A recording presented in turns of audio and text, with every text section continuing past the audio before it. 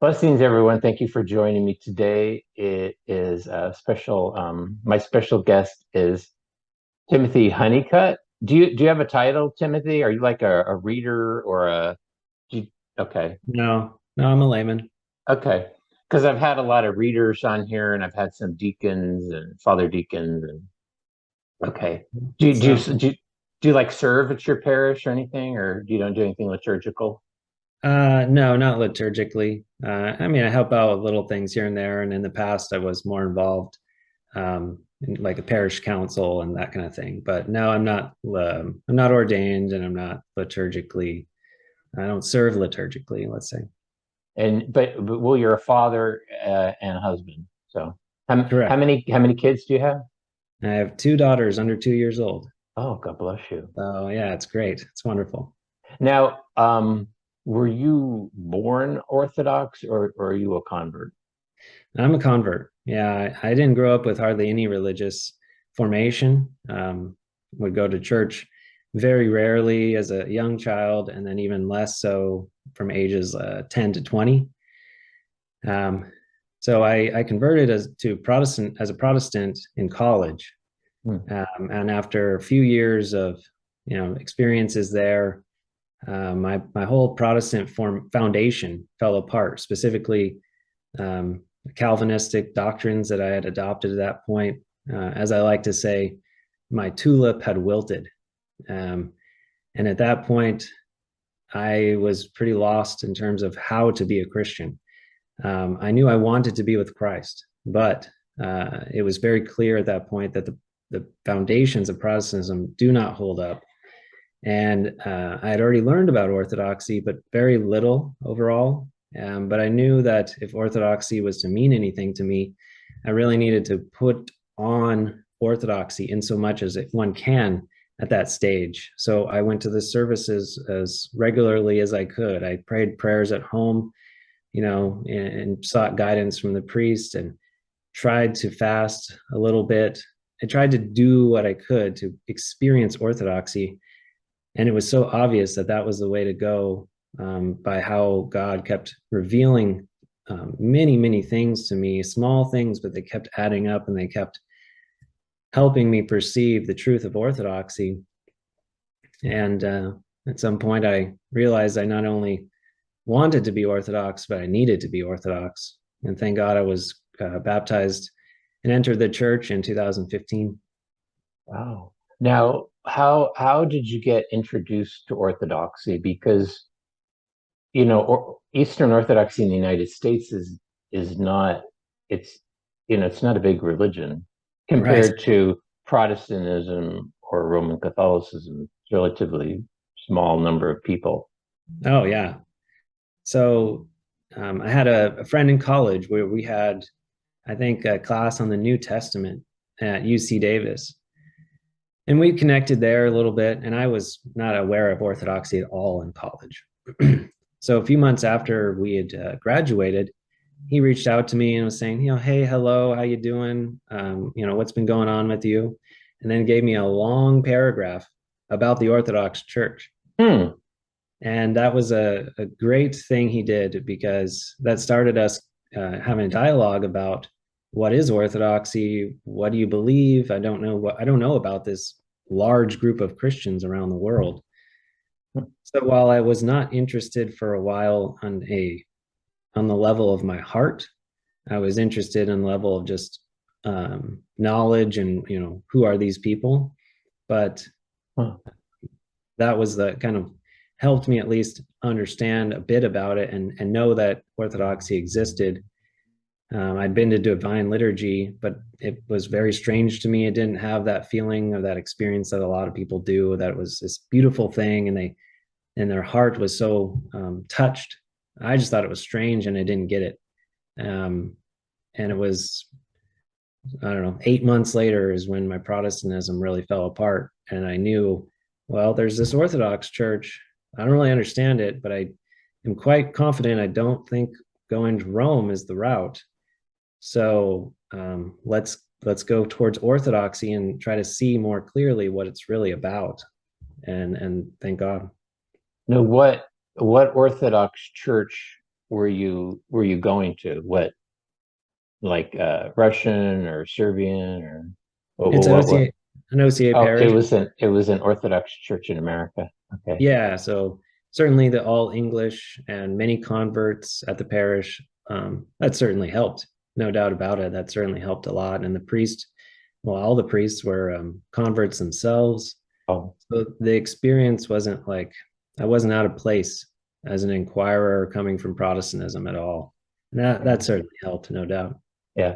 Now, but the liturgy, see, because I was coming to Russian Orthodoxy from Roman Catholicism, but primarily from the traditional Latin Mass. So the liturgy didn't, there were parts of it that seemed strange, but not strange, but seemed that I didn't understand. Like it, but overall, it felt familiar. And coming from Protestantism, the liturgy and Orthodoxy must have seemed odd with the iconostasis and everything. And did it? Right. Did it? Yeah. At the time when I first visited the Orthodox Church, I was at a Reformed Church of America parish in Davis, California, Okay. and they have certainly a liturgical elements, sacramental elements in their worship. So it was almost kind of like a gateway drug or some kind of stepping stone to orthodoxy. So Yeah. going from campus ministry evangelicalism type stuff where it's just totally not liturgical. Well, it's actually more liturgical than they realize, but not in the way that we typically think. Um, Was and it kind of a praise and worship sort of liturgy that you yeah, were coming from? Okay. more or less. It wasn't Pentecostal, but it was very like oriented towards the music and the emotions and the experience in that sense. And then we do like weekly Bible studies where people who are not nearly experienced enough in Christ and in the scriptures and spiritual life are helping teach and lead others. So it's good insofar as it goes, as Father Seraphim says about Protestants, but it's severely lacking, of course. Yeah. Should I say what or when? Well, when did you become familiar with Father Seraphim Rose? Yeah, so it was actually the very day that I became convinced I needed to become Orthodox. Oh, But the two didn't, Father Seraphim didn't actually lead me, at least directly, to that conclusion. Now, I'm confident that he was praying for me and helping lead me to that point. But it was through the love of the people at this parish in Santa Rosa that I'd met that day. And they had just poured out their love to me as someone who was seeking the truth and trying to discern this difficult path of spiritual life. And before I left that day at the bookstore there in Santa Rosa, oh, I know the book. Is that Not of This World? correct, yeah. Okay. So I was it was highly recommended of me, very strongly recommended of me to buy the biography of Father Seraphim Rose. And it was still in stores at that point, thank Yeah. God. And Is that the one by Father Damashing? yeah, Okay. yeah. So the Father Seraphim Rose, his life and works. Um, I was pretty reluctant since it's such a large book and I wasn't a big reader, but I decided, they'd said just a little bit about him and that he was an American convert and lived in California and Born. Yeah. right, born and raised, lives his entire life in California. And so I bought the book, and over the next couple months, I read it, and it was like a catechism. It was like the best catechism because it's not merely just here are the truths of the faith, but it was you could really see it incarnated into the life of a saint. Amen. And that's what's really powerful and has stuck with me my whole time as an Orthodox Christian, deeper and deeper, not just with Father Seraphim, of course, but especially with him, at least in my life. So I read that book, and then shortly after, I went up to the monastery, met the fathers, went to Father Seraphim's grave, and I didn't know it really at the time, but that was a huge impact in my life. The person of Father Seraphim has continued to help me in so many ways with my own personal flaws and passions. And he's just such a shining light for us in America and the world. Amen. I agree. Yeah, I actually became aware of Father Seraphim before I actually even began to explore Orthodoxy, Okay. because I had heard about the cathedral in San Francisco. For people that don't know, there's Geary Street, which kind of runs throughout the whole city. But when you get, I guess that's the Richmond district, when you get over there, um, more towards the Pacific Ocean, there's a big Russian Orthodox cathedral. And I used to pass it when I lived in the city, or when I was going to school in Berkeley. I used to Mm. pass it all the time because I used to take Gary to go to the Legion of Honor, which is the Oh European yeah. museum out in, what is that, Lincoln Park or something. And Sounds right. yeah, I never thought much about the place. I didn't even know what it was, but I had gone in at one time, and then slowly I'd heard about this priest, Russian Orthodox priest, this a man that he had been involved in Zen Buddhism and beatniks down in North Beach, and it kind of it interested me because I was kind of fascinated with that time period, and then that's how I got. This was back in the '90s, and Oh, that's when I got interested in him, and then he kind of went out of sight, out of mind for a long time, and then um, when I got interested in Orthodoxy again, then Father Seraphim, returned, and here, wonderful. yeah, here we are.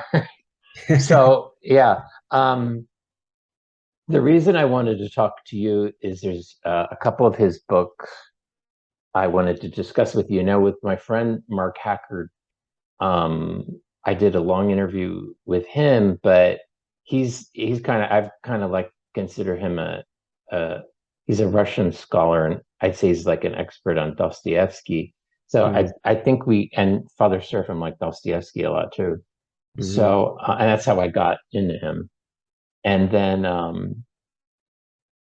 I think we talked more about Dostoevsky, and then towards the end, I was trying to sort of cram in Father Seraphim, but yeah, I would have liked to spoken more about it. So then I had seen you online talking about Father Seraphim, so I thought, oh, great, I found somebody that I can discuss some of his books with.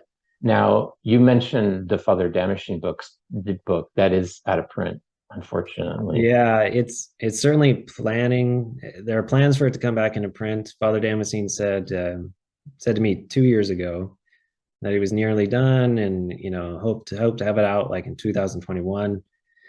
So I don't know exactly what the delay is, but Well, maybe COVID and all that with publishing. yeah, and he has his own health issues that Oh, come that's too and bad. go. So pray, everyone who wants that book, please pray for them to be able to finish it and get it back, because we need that book in circulation. Yeah, it's quite unfortunate because people, yeah, I don't like when people do this, but like on eBay, they're selling it for like $300-400. And Yeah, I mean, I'm like, it's a great book, but I hate to see people spend much money. So, I mean, when I originally bought it, what was it, $30? So, but there's also a number of other books of Father Seraphim's that are out of print that people are really scalping on. But there are definitely more. Yeah, they still have some of his most important books in print, yeah, but yeah, there are a few others that are out of print, like Russia's Catacomb Saints, and uh, the one he did on Genesis is that one out of print? correct. That one's also planning to come back into print. Oh, that's good. Hopefully, I think it's supposed to be even sooner or come out before the biography, but again, I'm not 100% sure. Okay, that's good that I have you here. So now people learn about some good news. Now, Yeah. two of the books that I chose these two really to discuss because they are in print. So this Yeah. one, Orthodoxy and the Religion of the Future, which I like, but I like nihilism better. And then this one. Nihilism, the root of the revolution of the modern age. So let's, and I don't want to take a super deep dive into these books because I want people to read them. Yeah. But I would like at least to give people kind of an introduction to them. Now, I forget which book was meant when Father Seraphim died. What was it? 1982? Correct. And he was relatively young. Was he 49? 48. 48. Okay, so he was an active guy, so he was writing a lot. Now, which book was meant to be a part of a larger book? Was it nihilism or this one? I think it was a nihilism. Yeah. Yep. Nihilism. Yep. Okay. So let's look at Orthodoxy and the religion of the future. Sure. I took notes. I got to take notes when I read a book. Yeah. Let me say one thing about this book first. It might seem dated to people because a father wrote it. Well, he included that part in the end about Jonestown. So was he writing this about 1978? Is that when he wrote this? So the Late. first edition, the first edition came out in 1975. Okay. But it was expanded and then published second edition, or I think it was the second edition in 1979. And so the version that we have now in terms of what Father Seraphim wrote is, I think, pretty much the same as what we see in the 1979 edition. Okay. Now the one part, because I reread the book and I've read it several times. It might seem dated to some people, like as very 1970s, because this is when because he talks about the Hare Krishnas. Now, see, to me, the book resonates because I grew up in San Francisco in the 70s. So I know exactly everything he's talking about. So he begins with he begins with some letters from different people who one was involved with Hinduism. I thought that was an interesting. She had an interesting take, and she talked about Hinduism. And Thomas Merton, I thought was interesting because Father, if you read the Damascene book, Father Seraphim, that I was confused about that very long letter that Father Seraphim had sent to Thomas Merton, who was a Roman Catholic Trappist. Just a quick review. So Thomas Merton had gotten into very much took a similar path as Father Seraphim, but much later. Father Seraphim in the 1950s was exploring, in the early 60s, was exploring Eastern mysticism, Zen and Buddhism, not so much Hinduism. But Thomas Merton later, in the 60s, when he was already a Trappist monk, started to explore Eastern mysticism, while Father Seraphim did this as a layperson. Yeah. Well, he did it before he was Orthodox. Right. So Father Seraphim had written Thomas Merton this very long letter, and part of it, I don't know if it's in entirety, but part of it was included in the Damascene book. Now, I was confused whether Father Seraphim had ever mailed it or Thomas Merton had ever received it or answered it. That was I was a little confused about. Did you know anything? Yeah, I can speak to that. Oh, wow. Okay. So I've read the whole letter. The whole letter can be found on orthodoxinfo.com. You can also find myself reading it on my YouTube channel, Orthodox Wisdom. Oh, right. So it's a beautiful letter. He wrote it, I think, in 1960 or 61, right? Early 60s for sure. And it was sent to Thomas Merton. We don't have a reply from Thomas Merton. So we don't know if he received it or if he did, what he thought of it. But we do have the letter in its entirety from then Eugene Rose, before he became an Orthodox Christian. Yeah. So, I'd have to double check. Maybe it was right after he became, but I think it was right about the same time. His mind was already becoming Orthodox for sure. And you can see quite the discernment he had, even at that very early stage. Amazing. And so, yeah, it's a powerful letter.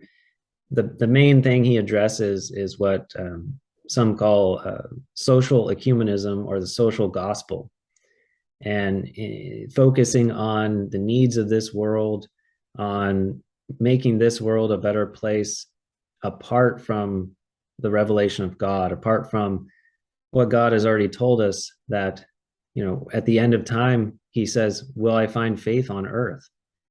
What does that mean? It certainly can't mean that we have some kind of utopia that appears Christian or appears to be able to embrace Christian dogma, but is still not centered on the person of the God man, Jesus Christ.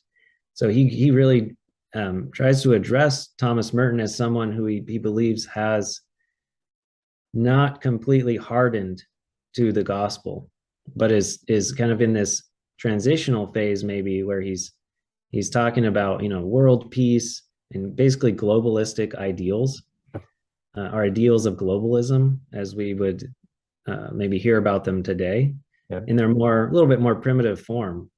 But that letter is extremely valuable. It's worth poring over. Yeah. Yeah. I didn't finish. I kind of didn't finish the circle here, or what I was saying. But what I was saying about some of the things or the examples that Father uses in the book, maybe feeling dated. But what is remarkable about the book too is that it's come home, because he talks about in that universal religion, and that's just what you were talking about. Because I mean, we see like the coexist bumper stickers, but I mean, it's gone kind of beyond that, where there's many paths to God, and they all kind of meet up, or we're all on the same plane.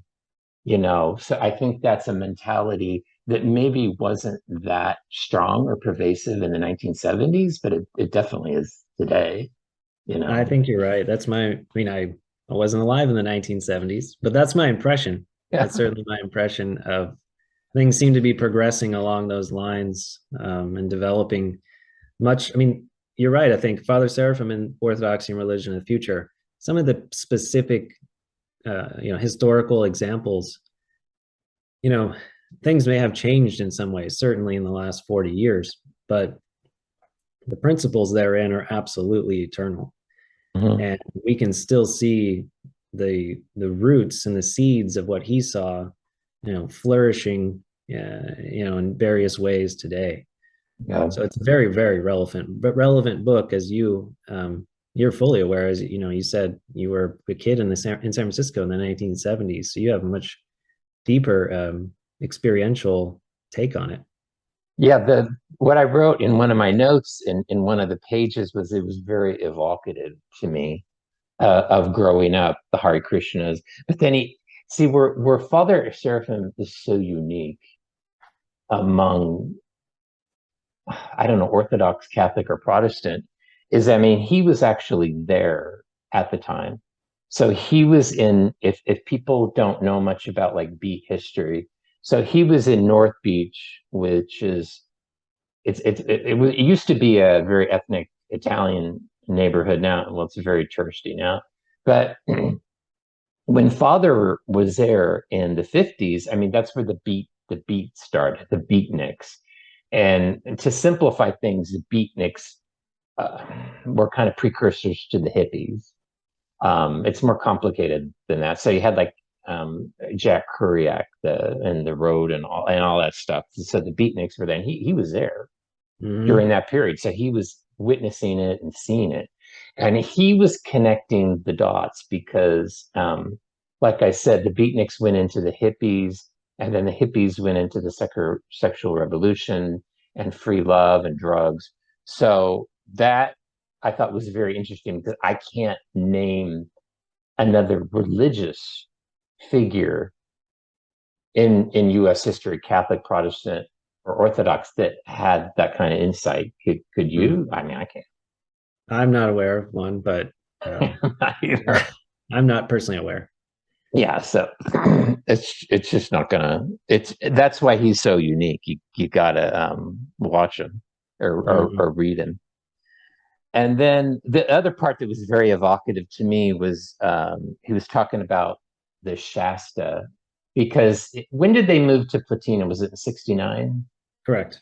Yeah, they Okay, moved full. They fully moved to Platina in '69. yeah, the that date stuck in my head because that was the year I was born. So Okay. um, it's very interesting too what he talked about up there because also God, I love the guy. So he had this insight, and he was an eyewitness, to the beatniks and the Summer of Love and all this stuff. But then also into the '60s and '70s with the New Age. Hmm.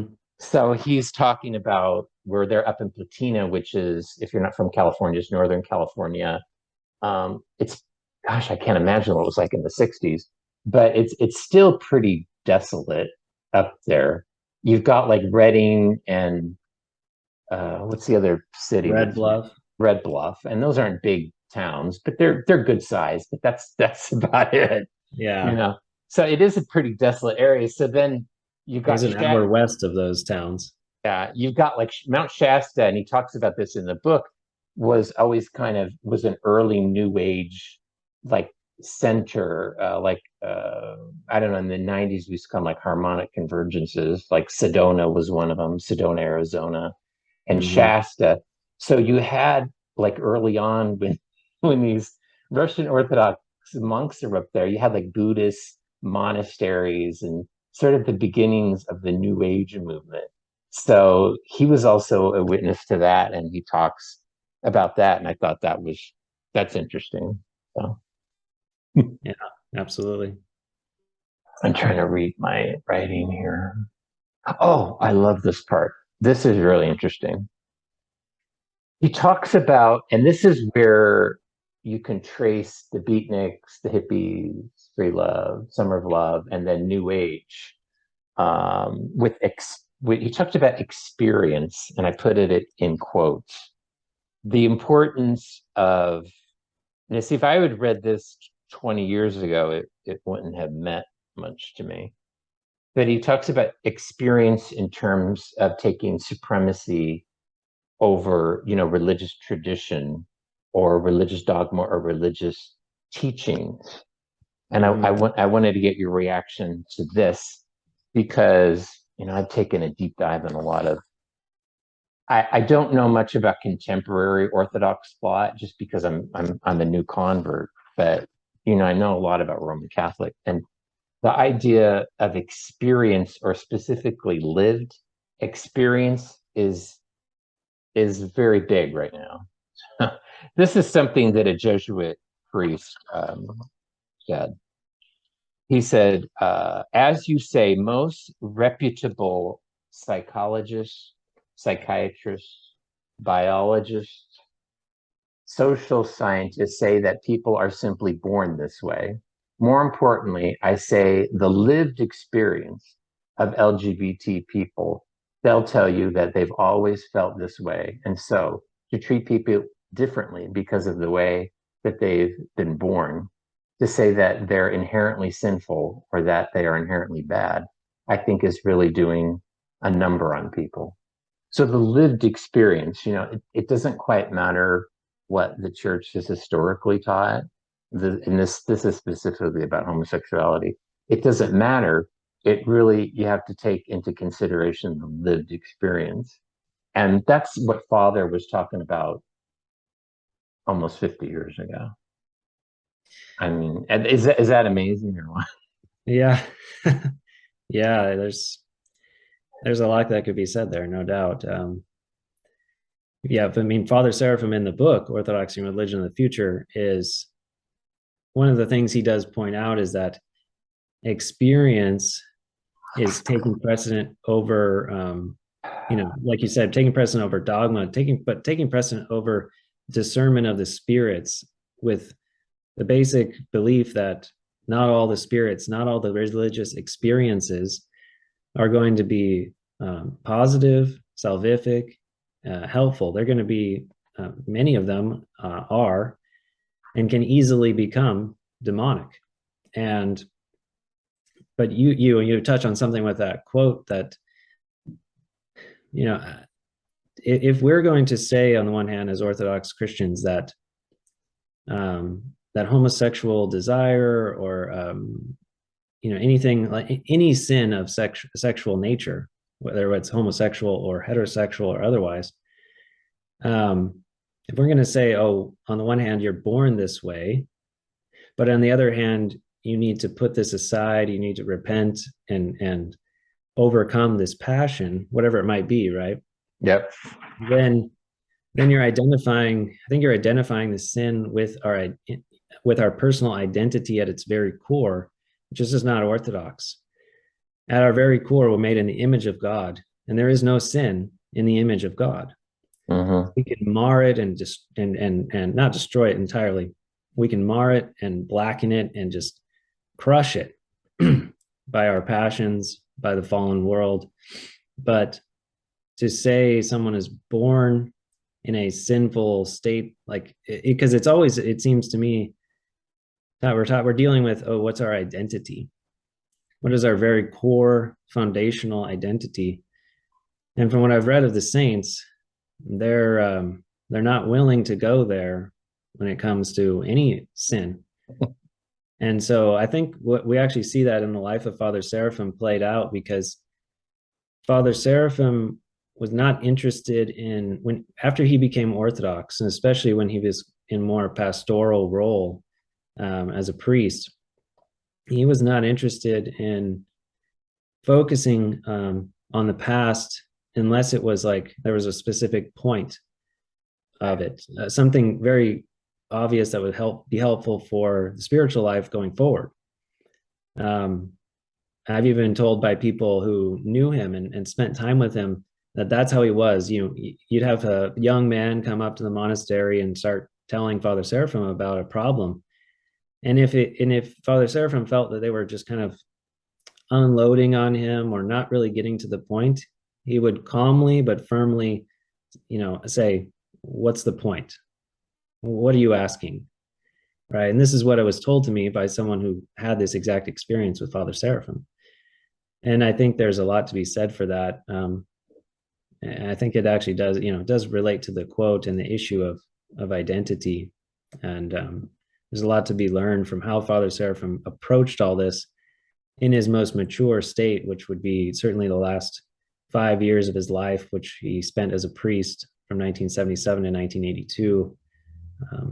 Most of what we have in terms of the talks and the writings were from that stage or from early 70s until the late 80s. The most mature and well received and embraced around the world, those teachings come from that period. Yeah, I wasn't going to bring this up now, but you talked about it, and I latched on to this idea of experience, because Father was talking about it decades ago, but I think now we're living with the ramifications, because people can define, and well, this is what made me think of it. I bring it up now is because you talked about identity, that people's experience through people's experience, they can define their identity, and that's where we are. Yeah, and I'm sure some of that is totally inevitable, right? But we have to put our mind, we have to put everything in the feet of Christ, and Christ is the truth. He himself is the truth. And so, Father Seraphim points out again and again the great danger, right, of focusing on experience, looking for experience, even in the most simple and sober way. If you're looking for a specific experience, rather than the ascetic way of life of obedience and discipline and trust in God, that even in your obedience, God may bless you with disease and sickness and suffering. That's not the typical way of the world, that they're going to seek out those kind of experiences. But that's how we're saved. We're saved through difficulties and impatiently enduring them. And that's one of the most beautiful things that we see exemplified in the life and writings of Father Seraphim, and that's what continues to stick out to me, and Mm. what I love talking about with people who, you know, they may feel that's right, or they may kind of know in principle they're starting to think that those ideas are true. But then in someone like Father Seraphim, we see such a powerful example of all that lived out in our own day, in our own land. You in San Francisco, me in Sacramento, we can walk the very streets he walked, visit the monastery he started, becomes so incarnational. And it's such a powerful, powerful thing. I agree. Yeah, even if you take this idea of experience versus, let's say, theology, even if you take religion out of it, just experience versus truth, this is what we're dealing with now, where like a biological truth is not as significant as someone's self-experience, which is like in terms of gender. Like my experience is that I identify as the opposite sex, even though biologically that's not true. The experience is what's paramount. And so what he was talking about here, yeah, the ramifications go all over the place. That's why here I just want to give you this other quote. Mm-hmm. Now, I don't know if the way it's there's he I in the book experience is italicized. And I don't know if Father did that. I don't know. It's in All those italics we should assume are from Father Seraphim. He often wrote in this way. So any of the italics in the book we should assume are his, okay. unless otherwise noted. Okay, then this is even more awesome. So when experience italicized is emphasized above doctrine, the normal Christian safeguards which protect one against the attacks of fallen spirits are removed or neutralized, and the passiveness and openness which characterize the new cults literally open one up to be used by demons. So that's a lot of what you talked about. Yeah, and that's a beautiful quote because that captures a lot of what he's seeing and examining, and trying to point out to us in this book. Absolutely. The I think he talks about it later. Let me look real quick. Yeah, he does. Okay, I'll skip that part because I'm interested in he also put openness in quotes. And I'm interested in that concept because I think it has I think it has some meaning today a lot. Now, probably the most famous part of the book is kind of that middle portion that deals with UFOs, right? Is that the most famous part? Probably, that or the charismatic revival kind of Okay, matters, but those between those two, I think so. That's my experience. okay, because I've noticed that when people, especially if they're not Orthodox, when people reference the book, it's usually that UFO section. Yeah. So this is where it might feel dated, but to me it doesn't because I was there. But I remember in the 1970s, so Father was up at Platine at this point, but he wasn't in a cave. So, and from what I read, he got periodicals and things. So he was somewhat up to date. I don't think he was watching TV, Yeah. but yeah, but I think I mean, he certainly knew some things about pop culture. So he was reading. But the 1970s was like Star Wars, Close Encounters of the Third Kind. So there was a big, um, like nationwide or probably worldwide interest in aliens, encounters with aliens, and all this stuff. Yeah. I think E.T. the Extraterrestrial was a little later. I think that was probably when, but He Father did did talk write about it about. though. He did, but I think he died very soon after that. Yeah. Yeah. Yeah, it's not in this book. I don't think it's in this book. I don't remember it in there. No, it But is not. Your he did get a question. He didn't like the movie. Oh, no, I'm not sure. I think it's in his talk, Living the Orthodox Worldview. Yeah, it's in there, Living the Orthodox Worldview, one of the last talks he gave in his life. And yeah, he talks about, this he says something like, this savior figure that comes from outer space, and everyone welcomes him, and everything. And he says very very matter of fact, who is obviously a demon, right? And this is how Father Seraphim was. He was not he was very kind, very compassionate, and in that way, because of that, he was to the point and wanted to help gently provoke people, I think, out of their religiosity and American materialism. Yeah. I wasn't gonna, but anecdotally, what brought Father Seraphim to mind is I probably spend too much time on Twitter, but I find it interesting what people write. And because I do take it, I think it takes the temperature sometimes of the culture, but Mm. especially with when it was this pile on, we had COVID and then the economy's crashing, and now with Russia, Ukraine. I saw some sentiments online of people like, let's hope the aliens come and straighten everything out. And I was like, okay, people are half joking and with this stuff, but it's like, wow, this sounds like Father Seraphim Rose.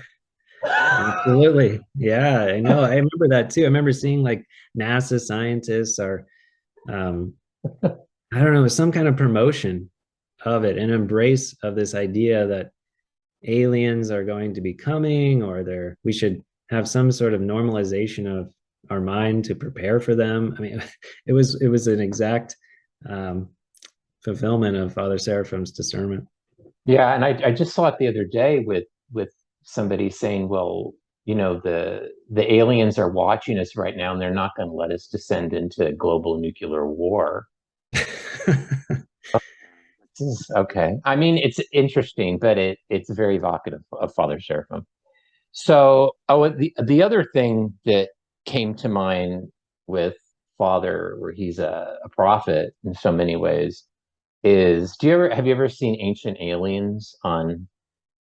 I mean, it's a I big don't think deal. It's a so. big deal on cable, Ancient Aliens. So I think it's on History Channel, but Okay.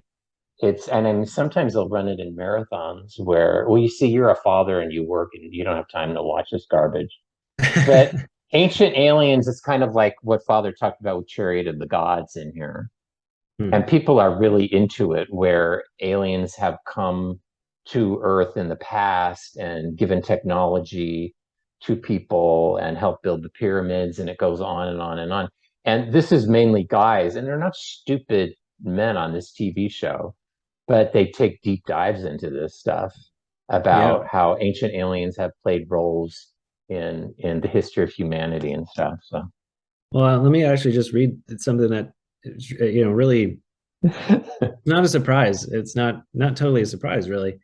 In this chapter on the UFOs and things, Father Seraphim says, "It is a sign of the spiritual crisis of today that modern men, for all their proud enlightenment and wisdom, are becoming once more aware of such experiences, but no longer have the Christian framework with which to explain them." And then he goes on, "The physical world is morally neutral and may be known relatively well by an objective observer, but the invisible spiritual realm comprises beings both good and evil, and the objective observer has no means of distinguishing one from the other unless he accepts the revelation which the invisible God has made of them to man." yeah, I'm trying to unpack that in my head. I can't. Could you do it a little bit? Go ahead. Well, he's talking about, without the Christian framework, Right, without the Orthodox Christian framework, right. the revelation of God in the scriptures and the Holy Fathers and the lives of the saints, we are at a loss to to make sense of this. But it's no wonder without that wise people, in terms of the rational intellect, they're wise in the sense of that, but they're completely immature in their spiritual capacities, their spiritual discernment, which is far far more important of a virtue than raising the dead. Even the saints talk about that. Without that, you know, we saw a lot of this with COVID. We'll continue to see it in other ways. It's like a scientism And it's a lot of its roots that Father Seraphim points out in this book, as well as other places, can be traced. What he says, that can be traced back to evolutionary theory, right? If man is continually progressing towards something better, and I remember that. aliens maybe even like doing the same thing, whether related to us or parallel to us, that progression, that is a fundamental principle that can open one up to new ideas and new things that are, setting aside this ancient, antiquated revelation of God as we see in the lives of the saints and the scriptures and everything. So I don't know if that helps make sense of it, but to me, Awesome. a lot of this is a lot of what you just said and those kind of things are not surprising to me. Yeah, awesome. You just set me up. Thank you. Thank you, Tim. The Holy Spirit's at work here. Because one of the things that stuck out, where I think Father prefigured the present age, is he talked about the vision, and this goes part and parcel with his writing about UFOs. And he talks about science fiction. Is that this not view, this view of the future is often utopian. So you see it in, let's say specifically, I think you mentioned it, Star Trek, which is where everybody gets along now. There's this utopian future of sort of, where he did talk about it was, I think, Star Wars, where, Mm, God has been reduced to this force, the yeah, force. right. Which And both good and evil, both good and evil. yeah, and I thought where this really, gosh, where he really prefigured the present age is like the Marvel DC superheroes, Okay. which is like these Christ-like figures that come to Earth, set everything right, and then sort of usher in this utopian age. And this is actually the common theme in recent movies of this kind, because Oh I yeah. haven't watched them. Oh, you don't? To be honest with you, I don't like them because they're so noisy and they're all explosions and crashes. But the ones that I've seen, it's kind of like, wow. And they very much resonate with young men. Mm. So you have this Christ-like figure, whoever it is, that it comes to earth and then, sets right, and then, sets everything correct, and then ushers in a utopian age of peace and freedom and love. And This is textbook. This is textbook spirit of Antichrist. and not that I don't think young people worship these figures, but in a sense they do, because it's a type of idolization. It's really interesting. I find it fascinating. So, Yeah, you see kids with all the t-shirts with the superheroes on them. So, right. What a mercy. and then the other interesting part that Father gets into is alien abductions. Hmm. Um, why I found this interesting is there's always this sexual, and he talks about this sexual aspect of alien abductions, which to me always sounded very demonic. Hmm. And then no, Father didn't mention Crowley, but Father Damascene in this book, in the afterword or something, did mention Crowley, because Aleister Crowley, when Father was talking about these descriptions, physical descriptions of the aliens, it reminded me of the Moonchild from Aleister Crowley, which is created through, perverse sex. So it all kind Hmm. of goes circular. You have um, these UFOs, that are actually space, that people think are space aliens, but are actually demons. But then there's also this perverse sexual aspect to it. I wonder if there's some kind of demonic parallel to the Annunciation, the Yeah. the Annunciation of Theotokos, who was the Holy Ooh. Spirit conceived Christ in her, right? There may be some parallels there. I don't know. I'm just thinking out loud, but Well, yeah, that's what comes to mind. with Crowley, I don't know if you know much about him, but I was very into Crowley. There was also the perverse sexual practices were always the inverse of what is natural. So Oh, okay. Okay. I think there is something there. So You talk of, it's funny, I want to bring up too the in this book, I think a lot of people who either read it or have just heard about the book think it's very fantastical or it's very provocative and it's all kinds of crazy things he's talking about. Well, what's rather I don't know, it's a bit funny. In the epilogue here, where he begins talking about Jonestown, yeah, I uh, want to get to that too. yeah, so he he starts this epilogue here by saying, "This book has been deliberately understated. Our intention has been to present as calm and objective a view as possible of the non-Christian religious attitudes which are preparing the way for the religion of the future." So I imagine a lot of people, unless they're already familiar with the principles of which he's set forth, or even the phenomenon that he examines, probably read that and are like, "That's not how I read it." Didn't seem understated to me, but that's what Father Seraphim says about his own book.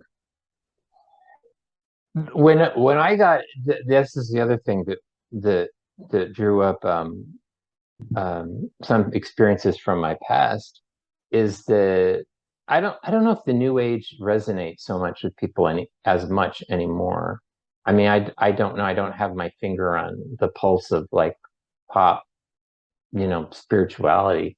But I remember in the 90s, it was very much popular. And when I was at school in Berkeley, I used to go a lot to the New Age stores, and there was always mixed with this New Age religion was sort of this UFO religion. And I think it reached, you're very young, you're much younger than me, but I was in grad school at the time, but I think it was in 97, down in San Diego, you had the Heaven's Gate cult, where Hmm. do you remember that, where they all killed themselves? The Heaven's Gate. I'm not sure. I'm not sure I remember. When we get off the internet, look it up, Heaven's Gate, and Okay. there was a comet that had um, emerged out of the outer solar system or something, and these cultists down in San Diego, it was like a UF cult. They saw this as a sign of some sort of new awakening, and they all committed suicide. Hmm. So Well, yeah, it reminded me of that.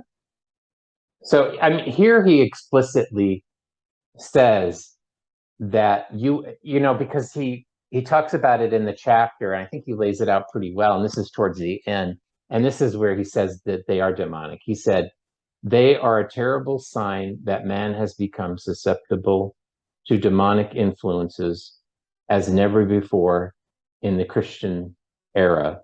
So what I found interesting too is, and I just saw it this morning because I just flipped on Twitter um, this morning, and I forget. I think it was on the trending, but it said airline pilot releases video of like UFO or strange object. hmm. And but I've seen it a lot. So in the 1970s, were very similar to now. Gas was expensive. We had the president was pretty incompetent, Jimmy Carter. There was a lot of foreign, international, military, chaos and upheaval. Um, and it seems that in times of social, political, even religious um, uncertainty, that there is an obsession with UFOs. So we saw it in the 1970s. I don't remember it in the 80s or 90s, and now it's reemerged again. And it seems like we're living through it's a similar time period. So I'm not surprised that this UFO phenomena has reemerged again. Because I mean, if you just do a Google news search of UFOs, a lot of articles. I mean, a lot. Hmm. Yeah, I've seen a few, but I haven't actually done a Google search. That would be fascinating to do. Yeah. So I think, I mean, because in terms of Catholicism, the 70s was the post-Vatican II era, and things were changing, and people were unsure about a lot of things. And I think COVID too, especially with the lockdowns and how some churches really locked down hard. I think people are confused and they're uncertain about a lot of things. Yeah. How would you not be? I mean, how would many people not be? I mean, yeah, absolutely. I agree. The conscious Orthodox Christian lives in a world that is clearly fallen, both the earth below and the stars above, all being equally far from the lost paradise for which he is striving. Beautiful. Beautiful. This book, Orthodoxy and Religion in the Future, it was it found its way into Russia behind the Iron Curtain. Okay. And I just wanted to mention, in case people aren't aware, it was copied as whatever way was possible. I think mainly through like typewriters and things, um, and distributed to people underground. And even before the Iron Curtain fell, it was a huge way um, to reignite Yeah. spirituality and orthodoxy in the Soviet Union. Now, there certainly was always an underground remnant, but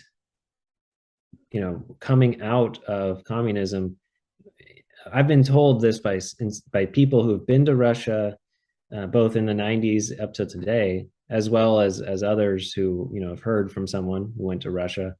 They go there and they learn you're an American, and then often the question is, do you know Father Seraphim Rose? I mean, I've heard this time and again. It's like to the point where I'm like, I'm not just biased because I love Father Seraphim. I've heard this told to me by all kinds of people who've been to Russia or know people who've been to Russia, and then when they like, are an Orthodox church or something, this comes up. His writings were there from the beginning of Russia trying to find its way out of communism. Mm-hmm. Mm-hmm. One of the other things that I don't know if you want to go here, but let's see, because he mentioned this a couple of times with a lot of these new age or sort of new religious consciousness movements, is the idea of openness or passivity. Such Mm-hmm. an exaggerated passivity is entirely foreign to Orthodox spirituality and is only an open invitation to the activity of deceiving spirits. I was kind of interested in that concept because I do think I don't mean to embarrass you, but I do think it ties in with the weird UFO stuff, the alien abduction, and a lot of the sexual perversions that seem to all tied in together. Mm-hmm. What do you think? The Lord said, "Watch and pray," to his disciples when they were in the garden. Mm-hmm. But as the fathers, teach us time and time again that that's not merely a one-time kind of a warning or a command, really. That's a constant disposition and activity of the heart that we must have. The Lord also said, "The kingdom of heaven suffers violence, and the violent take it by force." So there is no way to be passive and to be an Orthodox Christian. Um, the lives of saints make it really clear that this passivity that Father Seraphim is, crystallizing, based on his experience of reading and his experience with great, great elders and fathers of his day.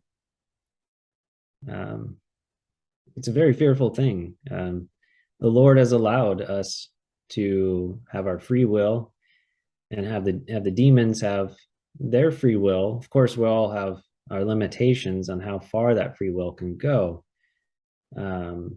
But I think a lot of this at its root is to help wake us up, help us become sober and serious about spiritual life, not assume that any spiritual progress comes easy. If it does, it's by the grace of God and it's a gift for that time. But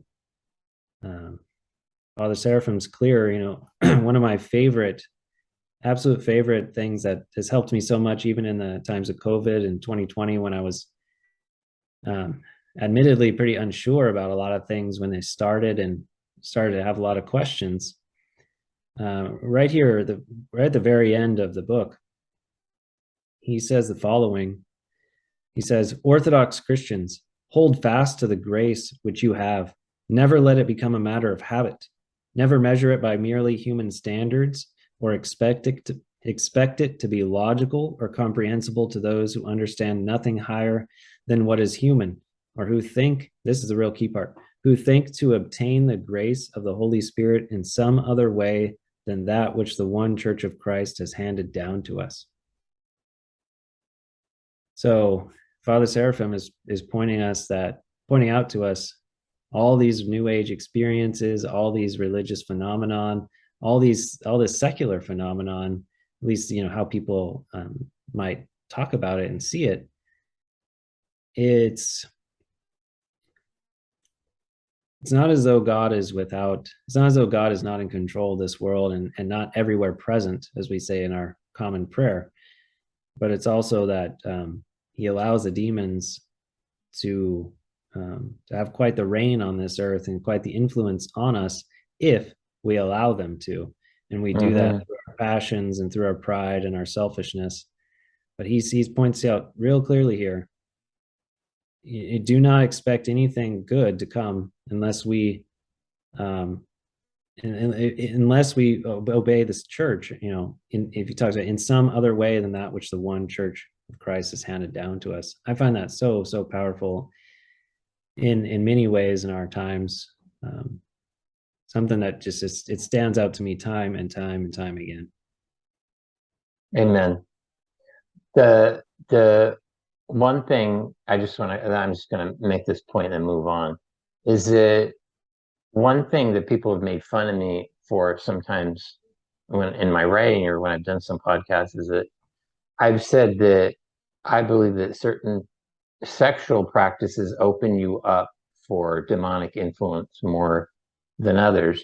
And I think, I don't, when I was reading this book, it came because I don't think it came to mind because I don't think it's an accident that we've had a lot of interest and Father talked about yoga in here, that we've had a lot of interest in yoga, Eastern sort of thought.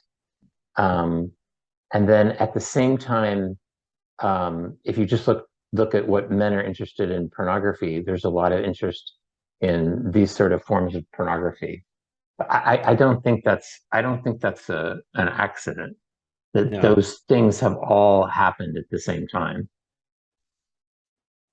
Not that pornography used to not be perverse, but men are interested in more perverse types of pornography. And I don't think yoga, Hinduism, and this interest in that sort of spirituality, and I think the accompanying demonic spirits that inhabit that, I don't think that's all an accident. So I like this quote from Father. Let's see. Oh, this is in the section about the charismatic movement, which was big in the 70s, but again, I mean, I was a little kid, but I could see it where it had encroached specifically into Roman Catholicism, definitely by the 90s, where I had gone to, I wasn't practicing any religion at the time, but, tangentially, I used to have some experience with Catholicism just through friends. But I remember that there were some Catholic, circles who were using speaking in tongues or like Taizé. I don't know if people know about that. It started in France. I think Father passingly mentioned it in here, Okay. but that's where it's blending a lot of Eastern mysticism with Western, and you have a labyrinth. People might be familiar with the labyrinth. People walk a Like in la church? yeah, walk a labyrinth. Yeah, there's one right in that Grace Cathedral in San Francisco. Okay. I mean, I think there's medieval roots to that, but it's been kind of co-opted into this whole New Age thing. Mm. So, I mean, Father was, again, I think he had his finger on it. It is, oh gosh, Christian spiritual experience is much deeper than you have felt up to now, that the wiles of the devil are much more subtle than you may have imagined, that the willingness of our fallen human nature to mistake illusion for truth, emotional comfort for spiritual experience is much greater than you think. This goes back, which I kind of think isn't, which is like is a arc in the book, is experience. So now he's talking about these experiences that you have, besides the UFOs, are a deception, and people don't realize that. One of the things I thought was interesting too about the book was he talked a lot about feelings in terms of deception. Hmm. And one of the things I've seen, especially in Roman Catholicism, again, I'm beating up the Catholic Church. What are you going to do? That there's a lot of emphasis on making people feel Mm. welcome. Feel well. What does that mean to feel welcome? Everybody feels differently, and that I think Father was onto something with this emphasis in religion upon feelings. Do you get the sense that that's been a huge, like an outpouring of that in Roman Catholicism since Vatican II, and that those who Oh are yeah, pushing for the traditional Latin Mass or something like that, are they aware of that, and are they like a yeah. very concretely trying to avoid overemphasis on experiential like experiences? What do you think? I don't know. That's hard. I don't Okay, know. that's I all right. think I think in terms where I think the TLM crowd has kind of missed the boat is that this the Skittles church, like Jay Dare says, that whole side of the church I think does the welcoming part well. Everyone's welcome. We're an all-inclusive parish and all this stuff. It's a total lie. But I think where the TLM might have things liturgically correct, they're not very welcoming. Yeah. Okay. Now, I don't know if that's like a subconscious thing. We're like, we're gonna be, I don't know. It's a good question. Yeah.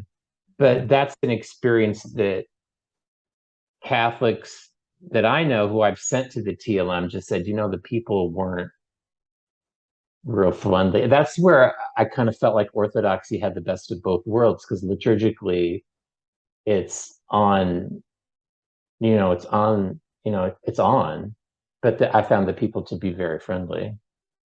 Yeah. Well, that's great. I I would want that. I want liturgical Yeah, purity and unity and a welcoming heart for everyone. I think so. And then let's see, once towards the end of the book, Father starts talking about the end times and the struggles that will go part and parcel with that, the Antichrist. Let's see, because there's one part. Well, I hate to skip. This is what I did with Mark Hackert. I just started skipping stuff because it gets too long. Let me go to this part about religion and politics, because I think Father was really hitting on something there that was pretty profound. Where is it? Okay, here it is. Page 199. Here we go. Here we go. Kind of middle of the page. That it may well be that we are now beginning to see in concrete historical acts the particular blending of religion and politics that seems to be required for the zealots of Antichrist, the religious political leader of the last humanity. Damn. I mean, this, because again, this is in the 70s. Well, this is Father Damascene writing, I think, Are right? you sure? No, no, no. Is it? No? Oh, no, This you're is right. I'm sorry. this is the epilogue. Yeah, yeah. Mhm. So, damn. I mean, Tim, because I don't think there wasn't a blending of religion and politics back then.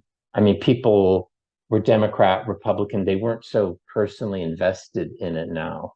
But now, I mean, this is kind of like common conversation, especially like in conservative circles, where especially the left, it's become a religion to them, and they talk about abortion as like a sacrament, and Father prefigured all of it.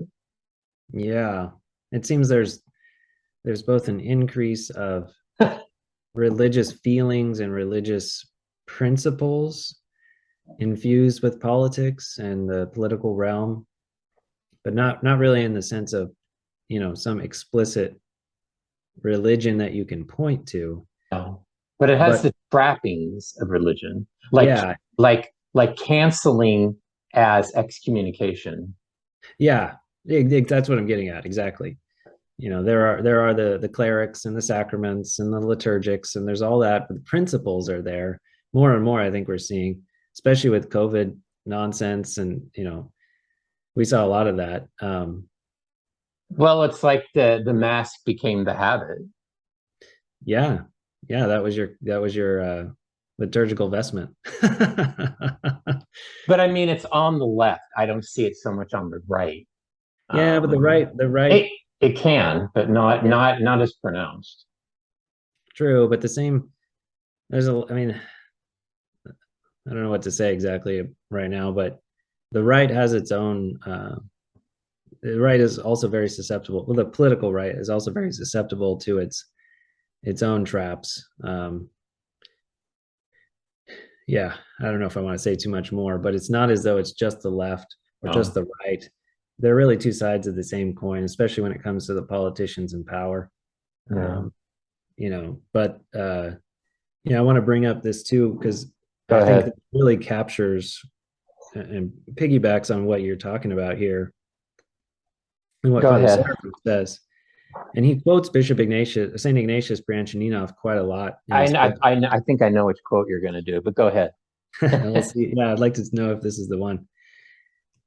He says something that I think is critical for us to keep in mind when it comes to understanding deception and where the world is headed. It's the one I got. I bet. But let's read it.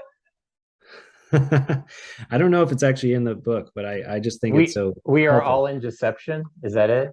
No, I'll just read it. Oh shoot. Okay. Well, go ahead. Saint Ignatius says, "The Antichrist will be a logical, equitable, natural result of the common moral and spiritual direction of man." Oh, geez.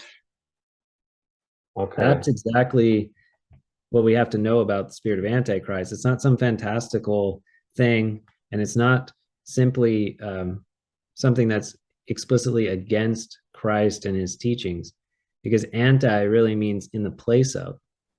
So, how will he be proclaimed as God by all the world? How will he be embraced as a leader of the world unless he gives you amazing things? Unless he gives you what this world is wanting, which is some kind of utopia, some kind of transhumanist, evolutionary theory laden, or built upon that utopia. That's what Antichrist is going to give. He's going to be in the place of Christ. He's going to be even called Messiah by some. So I think Saint Ignatius just captures that so well. He's going to be the fulfillment of the spiritual and moral direction of man. Yeah, that's hard for me to get wrap my. I mean, I accept it. I believe it. It's hard for me to understand, but yeah. Can I give you this other quote? We Yeah, from please. him. I like him. We are all in deception. Start over. We are all in deception. The knowledge of this is the greatest preventative against deception. It is the greatest deception to acknowledge oneself to be free of deception. And Mm, I think that's the age we're living in, with especially with all this stuff with misinformation. That's like a big word, misinformation. It's all misinformation. People actually think that there's something called misinformation, or what's the opposite, or like truth. And if you get into that whole thing about like being red pill, it people are deceived, but they don't even know they're deceived. yeah. Lord help us all, because we're all, as that, wise saying, I mean, we're all very prone to this. Yeah. Uh, we have to be on guard, and I have no doubt that I have blindness towards some things that I think I'm clear on. I'm sure of it. Um, Father Seraphim has a wonderful thing. He said in a homily, he says, each one of us is potentially a Judas. I remember that. That was awesome. I Yeah, remember that. very But humbling thought. what's so scary about the deception right now is it, I mean, the church has always had heretics, schismatics, whatever you want to call it. Um, and that was a theological, um, intellectual battle that people undertook or got involved in.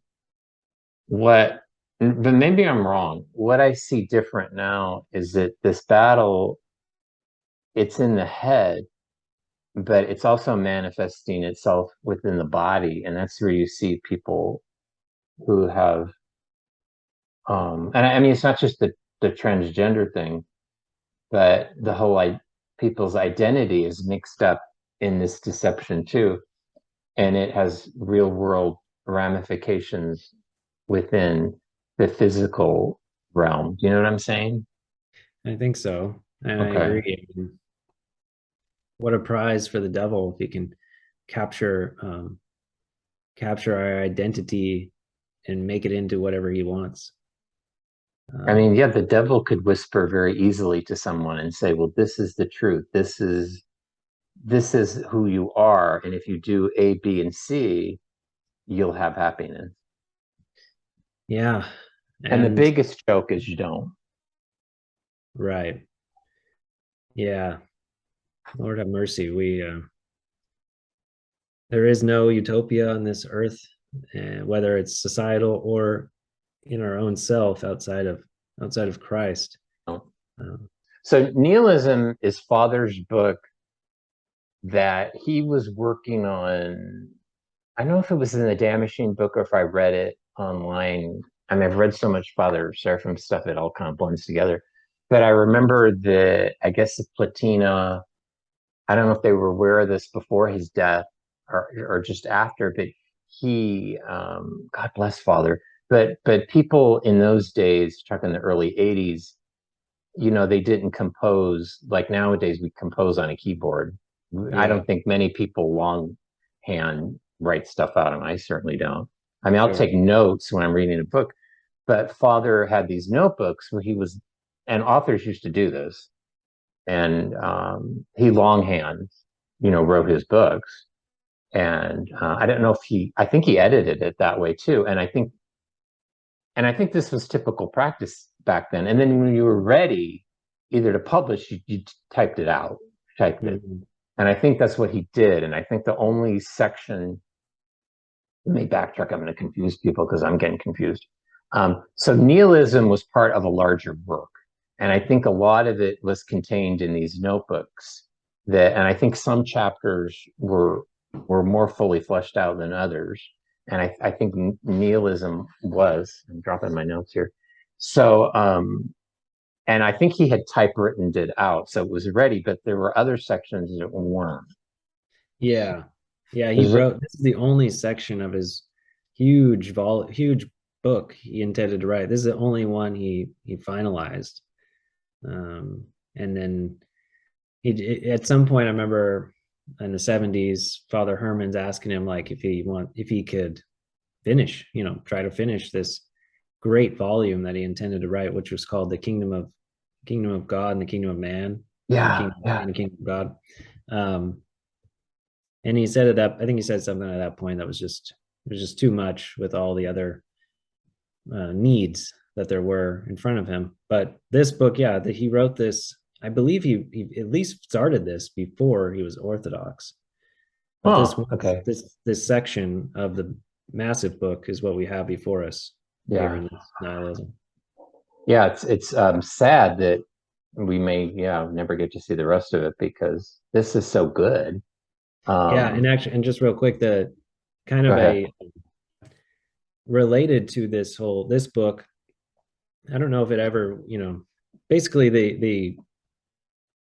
um, the Go ahead. complement or a complement with this book would be that letter to Thomas Merton. It was written about the same time, and the principles that are addressed are very much related. So if people want to go deeper on one or the other, these two can help complement each other. One of the interesting things that this is on page 83 in the book was he put it in quotes, was this idea of the new man and mutation.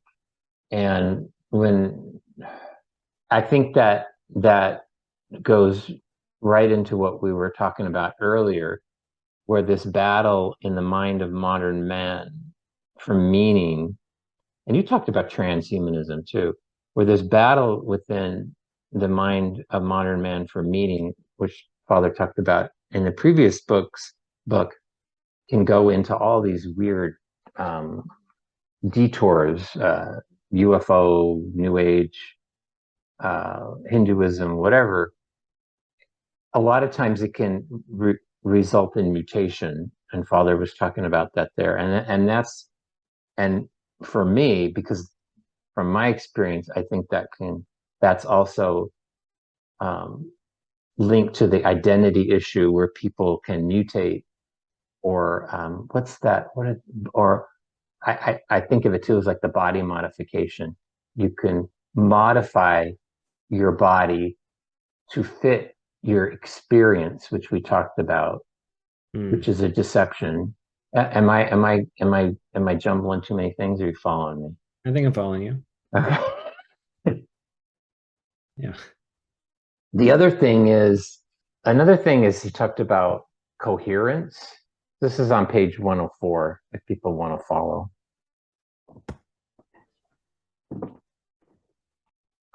Christianity is supremely coherent. For the Christian, God has ordered everything in the universe, both with regard to everything else and with regard to himself. I like the word coherent, and I like the word ordered, because everything we've talked about, especially if you're going to define your life by feelings, those the feelings are subjective and they're always changing, and they're often not coherent because they're based on our emotions. But that's how everything is defined nowadays about our lived experience. Yeah, Ordered, hierarchies ordered back. is yeah, ordered is different. Things are ordered, and people, I think especially young men have an inherent desire or attraction to order, and I think that's why sometimes you see, I remember like when I was younger, some friends who were wayward or grew up with like a neglectful or absent dad, sometimes they would join the military because they didn't have that in their early life, but there's Mm. a desire for order. Yeah. And I think this is why young men in the Roman Catholic realm are attracted to like the traditional Latin Mass, because that liturgy has a certain order Yeah, you know what you're where, going to get, right? yeah, and that is distilled, I think, even further within Orthodoxy, the liturgy, because there's a very precise order there. You know what I'm saying? Yeah, and it's absolutely true. And worship is ordered. It is something we receive and something given to us. We don't create it, but we aim to participate in it. But there's still very much a room for the Spirit to blow where He will and to Yeah. inspire us Yep. to do things that we may not, see a lot of other people doing. But it all needs to be in order with the body of Christ. We're not going to just do things without a blessing, ideally. So there's this very interesting dynamic, this both and of the liturgical order. You're totally right. The coherence, the order, it's modeled after the liturgy in heaven. But we also, we're not putting people in a straitjacket that they're constantly just wrestling in. That's certainly not the goal. And if someone has that experience, um, there may be something else going on, because for most of us, it's very liberating to have the order of our worship and of our spiritual life, that we see in from the wisdom of the church. Yeah. And again, I'll go back to this idea again. Disorder in terms of the physical world, even the physical body, you can see it. There's a natural order to life and to man and to woman and to marriage. And when you veer off of that, there's problems. And that's what the modern world is. Yeah. I mean, the standard two paths for man are marriage or monasticism. Yeah. Both require a great deal of obedience, which is what's so key. Um, I'm very blessed to be married, and that's the calling I had. God bless you. But it's a great harmony between the married path and the monastic path, and it's good for us all to have some kind of relationship with each other, and not pit each other against one another. Yeah.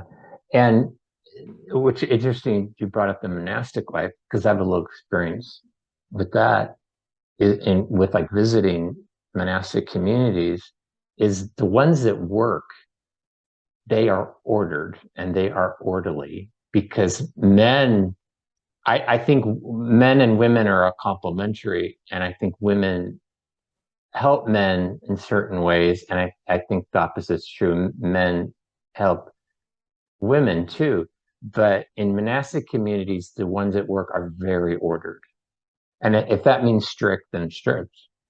But Yeah, there's no doubt there's some strictness. Absolutely. you have to, you just have to have it. So Yeah. let's see, page. I'm on page 68 right now. In these days, the abyss. In this, sorry. In this abyss, the nothingness of the man who lives without truth, we come to that very heart of nihilism. So what, because some people might not understand what nihilism actually is. The way I understand it is nihilism is the denial of truth. And I think we're definitely in a nihilist society right now. I'll go back to this example again, because it's the one we hear of the most often. Yeah. If you can't agree on what is a man and what is a woman as truth, then that's a nihilist position, that there's not even that demarcation. Then where are we? Right. And where do we get the reality of, what is a man and what is a woman? I don't know. It's not from us. I mean, did any of us give birth to ourselves? No. We all stem back from the Lord. Um, so yeah, nihilism. When I think of nihilism, sometimes I think about how often we hear. I think it's still pretty common. Um, my truth is my truth, and your truth is your truth. That sort of mentality Yes. of that goes back to experience and Yes. what people think of themselves as kind of the foundation of what truth is. Um, that's a path to destruction. That's total disaster. There's no stability there at all. And Father Seraphim, in a very provocative way, in this book, points that out. He was Father Seraphim. He talks. He goes into Nietzsche, Yeah. Friedrich Nietzsche, a lot in this book. There was a time in his life before he was Orthodox where he was greatly inspired by and influenced by Nietzsche. Nietzsche, I think it's how I don't know. I think that's how it's pronounced. You're right. Nietzsche. And there's this fire of there's like a prophetic fire in Nietzsche, but it's a nihilistic one. It's a one that leads to absurdity. And the antidote, as Father Seraphim found, was one thing I think ties into this nihilism and what he was probably. I forgive me if I'm being a little too bold, but I Go think ahead. Father Seraphim was so like this book was written on the heels of him coming to understand that truth is not merely abstract ideas or principles, but the person of Jesus Christ. Right. That was such a turning point for him. Yep. And it seems to me that this book is written very much on the heels of that realization. Yeah. I like this quote. The God, I think this kind of brings it all together. The God of nihilism, nothingness, is an emptiness, a vacuum waiting to be filled. Those who have lived in this vacuum and acknowledge nothingness as their God cannot but seek a new God and hope that he will lead them out of the age and the power of nihilism. Beautiful.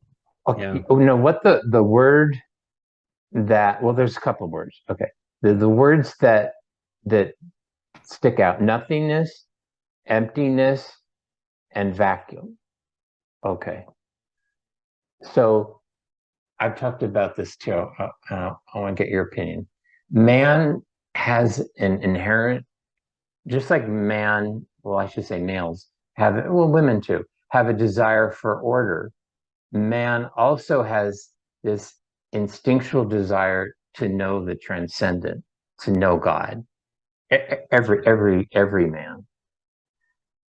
When that when that desire is not fulfilled through like religion, then people will go out and look for those things in other in other in other areas. So I like St. John of the Cross a lot because he talked about this. People will fill sort of the black hole in their heart with anything they can get their hands on. So with some, and Father talked about this too. People will fill it with drugs, alcohol, sex, pornography, or another one is possessions. People try to fill that emptiness by having lots of stuff, but those things are all false. They're all false gods, and people eventually figure that out. Although, like a lot of times, I think it's only subconsciously that they figure it out, and then that's why people have depression, mental illness, suicide. I wouldn't say all of the time, but a big part of the reason that people have this dissatisfaction with their life is because they've tried to fill the void where God should be with all this other stuff. and then those things are not satisfying. Absolutely. That sounds like the basic experience of man. And you know, and we really know that and come to see that clearly in Christ. Um, Temporal things cannot fill eternity, and if eternity is placed in our hearts, then we're doomed if we're trying to fill it with temporal things. This is kind of Orthodoxy 101, you know, history of man 101. Yeah, hit it right on, you know, hit the nail on the head. Yeah. There's no escape from Christ. We either assimilate our lives to him, or we don't and try to take his gifts and assimilate, you know, what we're looking for with those things. Yeah, we're all prone to this, even us in the church who believe in Christ and who strive for him. Idolatry is very easy to fall into. And you know, the Apostle John, in the first letter, his first epistle, his very last word there is, little children, flee from idolatry. That is that warning is not given just to those outside the church, but to those inside. Okay. I've kept you too long, but that's because I love the subject and I could talk about him all day. I wanted to close it with this thought and then get I kind of think I know what you're going to say because we've talked offline. But people might think, well, he was a monk, you know, sitting in a cabin in the woods. What does he know about, you know, the struggle of modern man and the dissatisfaction and the, you know, disaffected way that, you know, so many people live? Well, you know, father was, like we talked about in the very beginning, he was a native Californian, born and raised San Diego, moved to San Francisco in the 50s and experienced, you know, a lot of the turmoil of that period.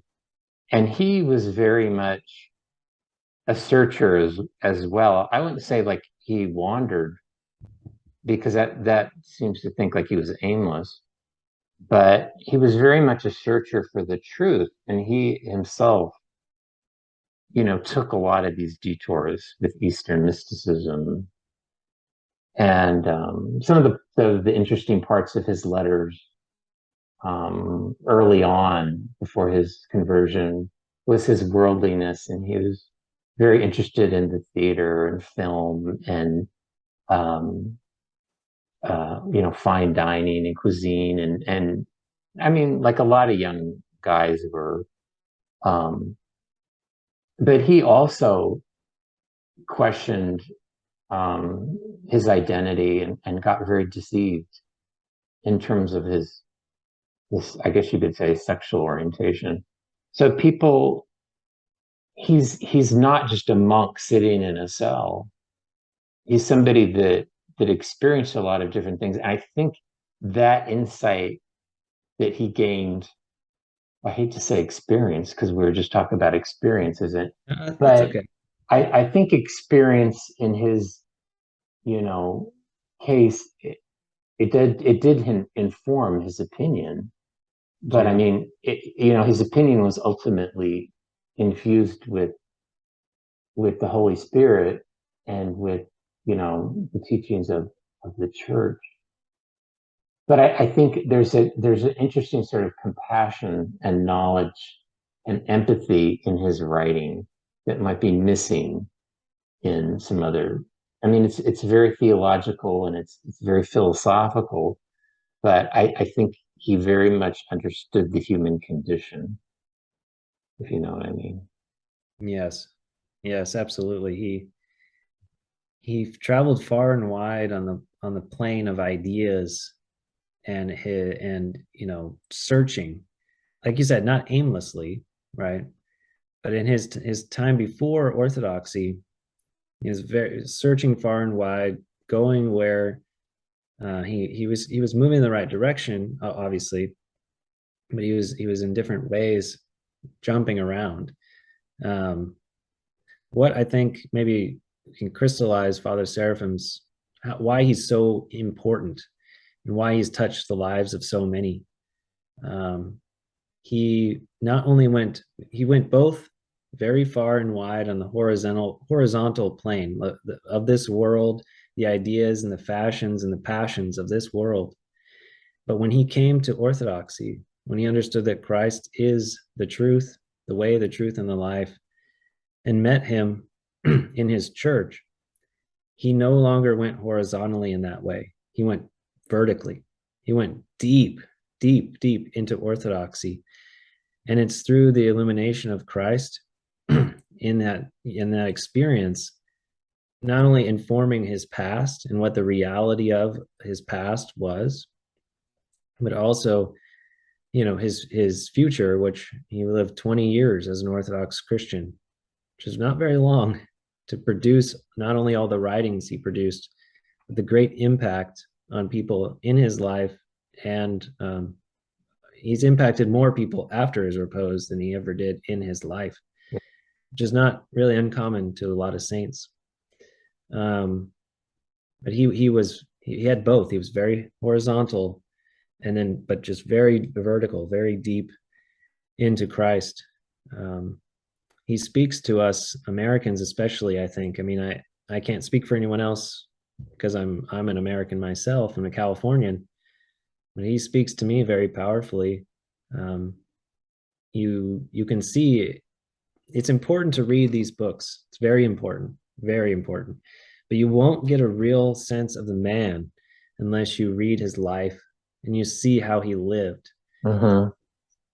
And so that's why, if you can get your hands in any way on the biography, PDF or book, physical copy, you will be very blessed, because he shows us through his experience, through his great repentance and struggle, how one comes to know Christ and how one saves their soul amidst the great deceptions and temptations in this life.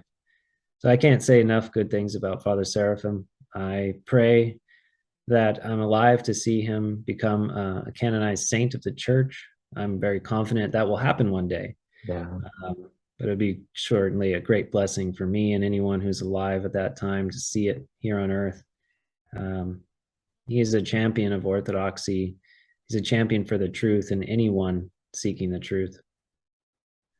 Do you think more people today are attracted to Father Seraphim because of his writing, because of his own personal struggles, or both? I mean, for me, I would say it was both,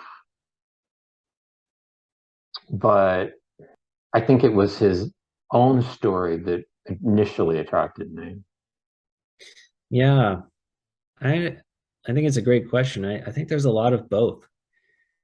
Some people, may have been given a book by him, by someone, and they read the book and then they learn about who is this man. Others might hear something about his repentance and his way of life and his, how by the grace of God he overcame passions and found true fulfillment. It very much seems like both. And I imagine that that's a big reason why he's so well known around the world and venerated so greatly as one who is saturated in the grace of God. But I know for myself, and what I would advise anyone again is if you only read the books, especially the ones that we covered today, you will get a good sense of who Father Seraphim is, but it won't be nearly as deep and as dynamic and as meaningful, really, in the end, as is understanding his life and what he and who he was and what his heart was like. One little anecdote that I don't think a lot of people would probably expect if they read something like these two books and then just stop there.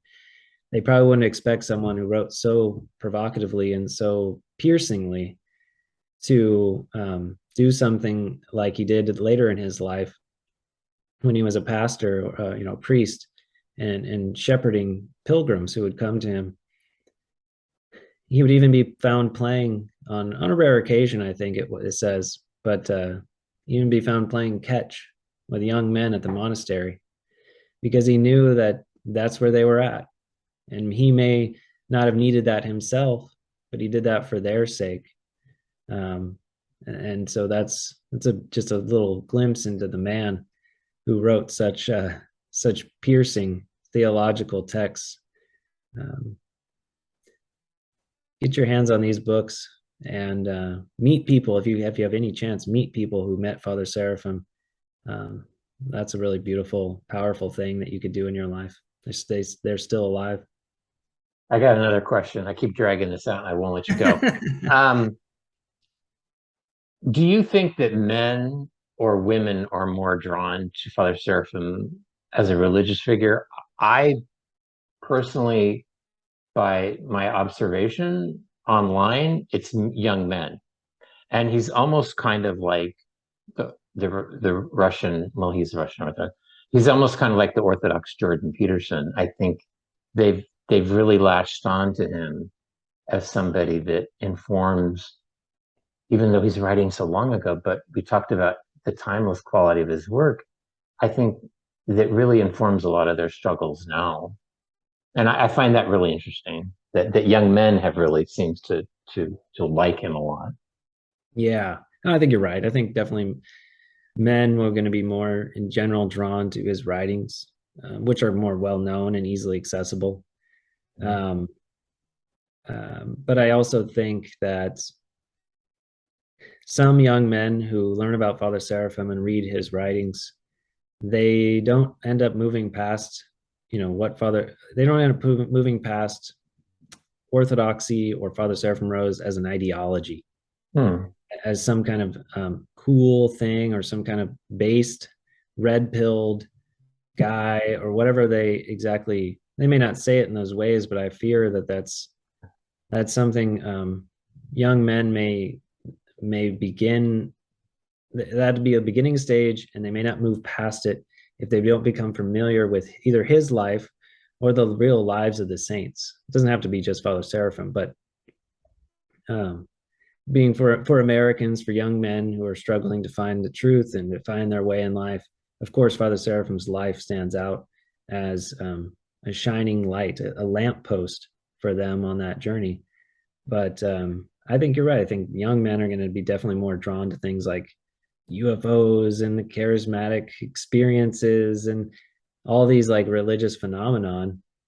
But at the same time, women tend to be more, say, for example, they tend to be more influenced and susceptible to dreams and visions and like feeling in that way, right? This isn't to slight women at all. It's just, I think it's something that stands out as a trend or something that we see. So Father Seraphim even has a lot to help women with as well. It's not just young men by any means. He wouldn't be so widely loved around the world if he was just appealing to young men, especially who are just catechumens or something like that. Yeah, yeah. He helps us on the royal path to put aside the ideologies and the fraudulent externals and to really go deeper into the heart of Orthodoxy. Amen.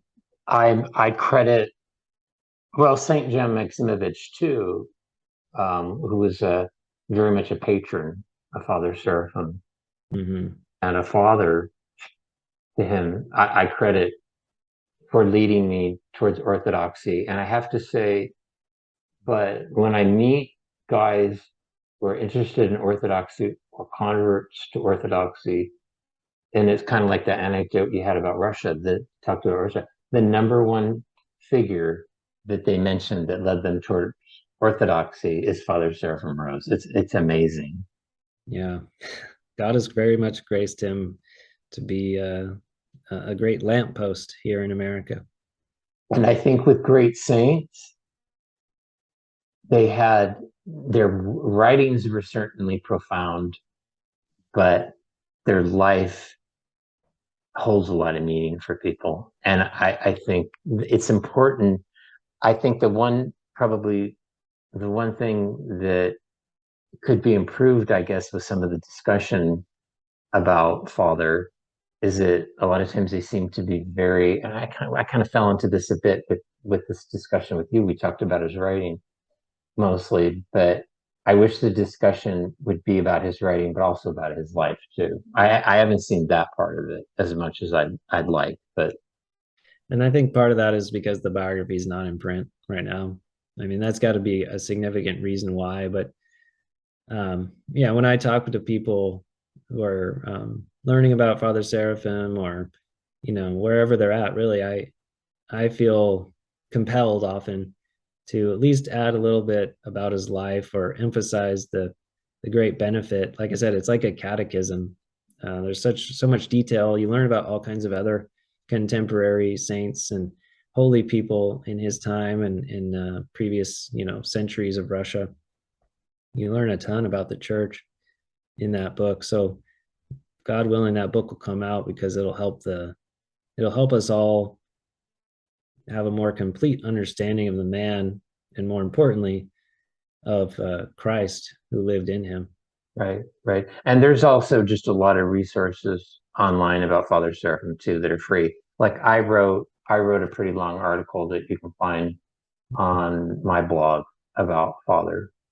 So, so there is quite a bit out there that, yeah, Yeah. until that book is republished, through the grace of God soon, there's a lot of other material. Yeah. Anything else you want to hit before we? Um, I think I can share, if anyone is interested in reading, or rather hearing, the lives and writings of the saints. Yeah. Myself and a couple other brothers record these writings and lives of saints on our channel called Orthodox Wisdom. You can find it on YouTube and Spotify and other podcast platforms. But I think it's been a great endeavor for me in the last 4 years. And yeah, we try to do what we can. We have I think over 15 recordings of Father Seraphim's writings on the channel. There's a playlist. So for someone who wants to go right into listening to his writings, you can find some of that there. So that would be my plug to help people go deeper into the faith. Okay. And I'll link that in the description to this video. Wonderful. Hey, thanks, Timothy. God bless you. Thank you so much. It was a great pleasure to be here. Thank you.